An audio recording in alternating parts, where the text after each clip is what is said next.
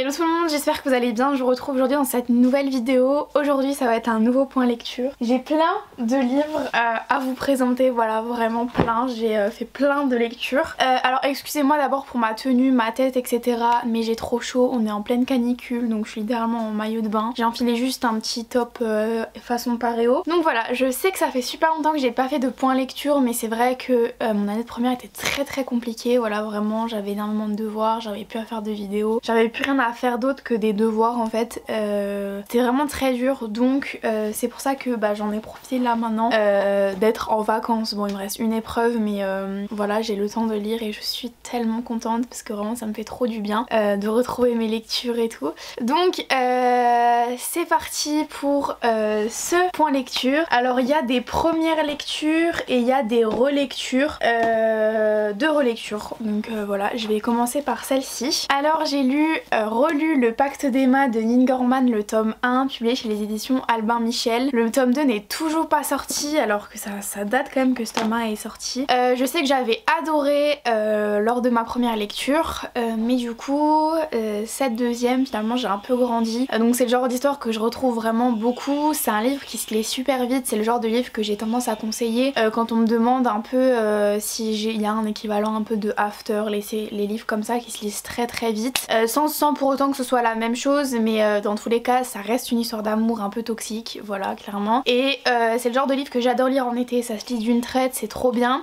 Maintenant voilà, j'ai moins aimé que ma première lecture, mais il reste très bien. Donc ici on va retrouver Emma qui est l'héroïne principale et qui est malade. Voilà, elle est tombée malade et il lui reste pas beaucoup de temps à vivre, elle le sait. Et elle va rencontrer Andrew, voilà, qui gère une entreprise. Ça va être son patron parce que du coup son rêve était de rentrer dans une grande entreprise et du coup elle a passé un entretien d'embauche et a été prise. Et donc on va voir un peu le jeu malsain qu'il y a entre eux et voilà. Et lors de ce tome en gros qui est le pacte, il y a un pacte entre les deux, voilà, mais c'est pas un pacte très normal. En tout cas voilà, alors j'ai beaucoup aimé, j'attends quand même le tome 2 avec grande impatience. Si vraiment vous voulez commencer à lire, vous savez pas trop par quoi commencer, c'est un livre que je recommande, c'est un mélange de After, de Twilight, de plein de livres comme ça qui se lisent ultra vite, donc j'ai quand même beaucoup aimé, j'adore cette couverture d'ailleurs, cette couleur. Donc voilà, très contente de ma relecture qui a été très rapide d'ailleurs, se lit mais tellement rapidement. J'adore l'écriture de Neil Gaiman. Deuxième relecture,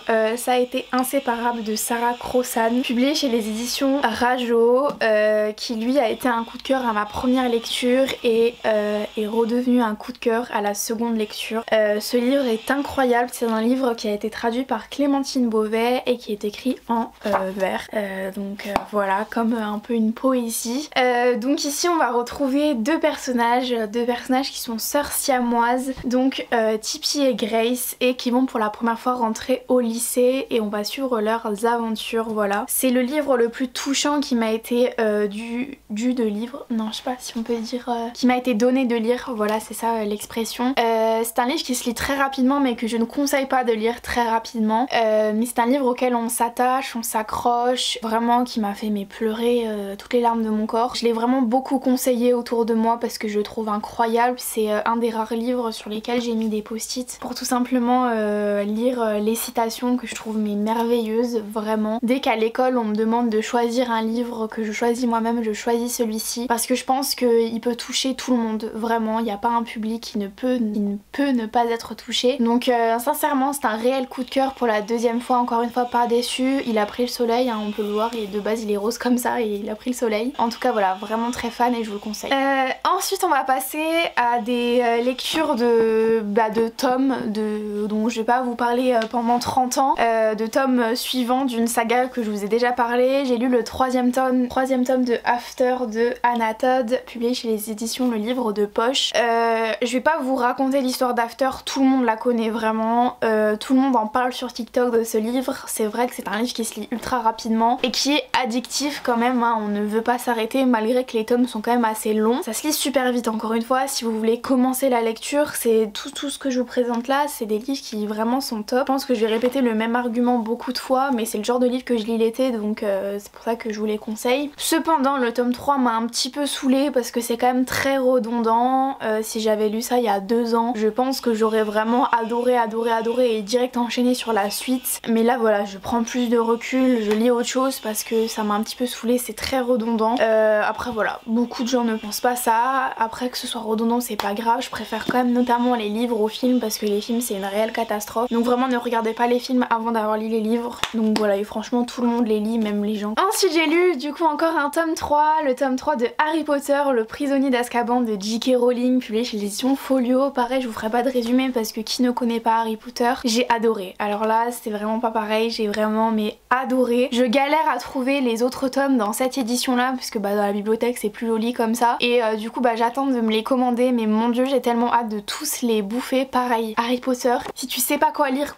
pour commencer, c'est des livres tu les lis mais tellement rapidement, l'écriture est incroyable. Je vais pas tergiverser sur Harry Potter, mais à chaque fois que je lis un tome vraiment je tombe amoureuse clairement. J'ai pas du tout l'impression que c'est écrit pour des enfants et tout, il y a tellement de... Je me suis tellement souvenue de plein de choses, et je pensais que le tome 1 allait être mon tome préféré, mais celui-ci il est vraiment incroyable et je pense qu'il détrône même le tome 1. J'ai tellement hâte de lire la suite. C'est vrai que j'ai vu déjà tous les films mais il y avait plein de passages que je me souvenais plus parce que ça fait un moment quand même. Donc voilà, très contente, j'y vais doucement mais sûrement, je lirai toute la saga. Je sais que bon j'ai 17 ans donc c'est un peu... Enfin j'aurais dû les lire plus tôt, mais il est jamais trop tard pour lire un classique comme celui-ci. En tout cas j'ai vraiment adoré. Et ensuite on va passer à 3 one-shots pour terminer ce petit update lecture. Alors le premier livre que j'ai lu c'est Le Soleil et ses fleurs de Rupi Kaur, publié chez les éditions Pocket. Alors je l'ai acheté suite à ma lecture de Lait et Miel que j'avais vraiment adoré, c'est une écriture merveilleuse vraiment. Alors j'ai quand même préféré Lait et Miel, généralement on préfère Lait et Miel qui est un chef d'œuvre littéralement. Cependant Lait et Miel je l'ai lu à une période de ma vie où j'allais bien, voilà, alors que celui-ci m'a énormément touchée parce que je l'ai lu en pleine rupture, et les chapitres, enfin les thèmes abordés sont se faner, tomber, pourrir, se redresser, fleurir. Donc je pense que c'est important de se rendre compte de ses émotions quand ça va pas et lire ce genre de choses. C'est des poèmes qui se lisent très rapidement, mais encore une fois je ne conseille pas de lire très rapidement, je conseille d'en lire voilà, même pas dans l'ordre. Quoi qu'il en soit, c'est une merveilleuse écriture qui m'a beaucoup apporté, qui m'a beaucoup fait réfléchir sur certains sujets. Des fois il y a des phrases comme ça et tu cogites pendant un certain temps. Ça m'a beaucoup aidé, ça m'a fait du bien de le lire pendant une période où je n'allais pas forcément bien, donc très contente. Encore un classique, j'ai lu 1984 de George Orwell, publié chez les éditions Folio. Je l'ai lu de moi-même et non pas dans le cadre des cours, et j'ai beaucoup aimé. Alors c'est pas un coup de cœur non plus, mais j'ai beaucoup aimé et je m'attendais pas à une telle écriture. Donc là on se retrouve dans les années 1984 et on retrouve le personnage de Winston qu'on va suivre tout le long, qui vit dans une société soi-disant parfaite, voilà, mais on va voir que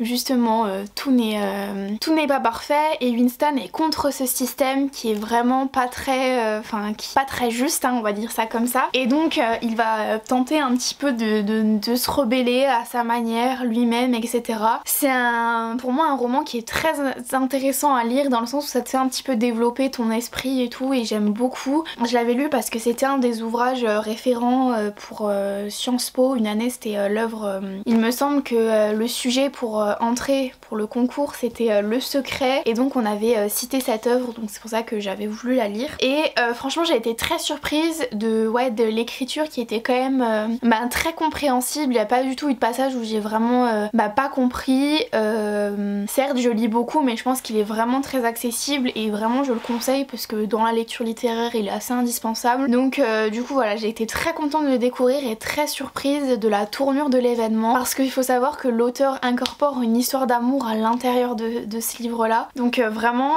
chapeau, j'ai vraiment été... le mot c'est surprise vraiment. Et pour terminer j'ai lu L'année solitaire de Alice Oseman, publié chez les éditions Nathan, voilà. Alors c'est l'histoire de Victoria, voilà, qui est une élève de première, mais c'est une élève solitaire, voilà, donc dans sa petite ville lycéenne donc qui est très seul, etc. Il va lui arriver quelque chose, c'est-à-dire qu'un blog va se mettre en place et va faire un petit peu des catastrophes au lycée pour un peu faire bouger la vie des étudiants. Enfin bref, ça c'est vraiment la base de l'histoire, le plat de l'histoire. J'ai adoré le livre. Alors la première chose que je me suis dit quand j'ai commencé ma lecture, c'est l'écriture est quand même très enfantine. L'auteure elle avait 18 ans quand elle a écrit ce livre et ça se ressent. Alors au début ça m'a un petit peu dérangée, j'étais un peu gênée au début, voilà, par cette écriture. Mais au fur et à mesure de la lecture, je me suis tellement identifiée à Victoria, tellement que ça m'a fait du bien, voilà. J'ai lié littéralement une connexion avec le personnage principal et je voulais pas lâcher ce roman que j'ai lu super vite de nouveau, qui est très simple à lire, hein. L'histoire elle est pas folle, elle est banale, mais voir la psychologie du personnage et en fait tu te dis purée, je suis pas seule à penser comme ça, à être comme ça, à être un peu bizarre, à être à l'écart, etc. Donc je le trouve vraiment intéressant à lire pour tous les ados, vraiment je le trouve trop cool, ou alors même des adultes hein, qui pourraient être intéressés. Je sais que moi c'est ma mère qui me l'a emprunté du coup à la médiathèque, qui m'a dit que je devrais le lire et elle s'est pas trompée, j'ai vraiment aimé, vraiment identifié, voilà, c'est un peu ça le mot d'ordre de ce livre. Le personnage principal écrit un blog et je trouve que c'est un peu un roman, comme le dit à l'arrière une critique. Je trouve que ça s'apparente un peu à l'écriture de John Green, bon un peu plus enfantin, et comme j'adore les romans de John Green, ça allait parfaitement. Mais psychologiquement j'ai adoré ce livre et ouais, il était très proche et je me sentais comme le personnage principal, donc sur plusieurs points de vue, donc c'est ça qui m'a vraiment... Donc voilà pour ce point lecture. Comme vous pouvez le voir, j'ai lu pas mal de romans, voilà. Je suis trop contente de pouvoir me remettre à lire, ça me fait trop plaisir, ça me fait du bien. J'espère que cet été il y aura plus de points lecture parce que j'ai le temps de lire et je vais lire. Si cette vidéo vous a plu, n'hésitez pas à la liker et à vous abonner. Je vous embrasse très fort et je vous retrouve très vite pour un nouveau point lecture. D'ici là, bonne lecture. Bye bye.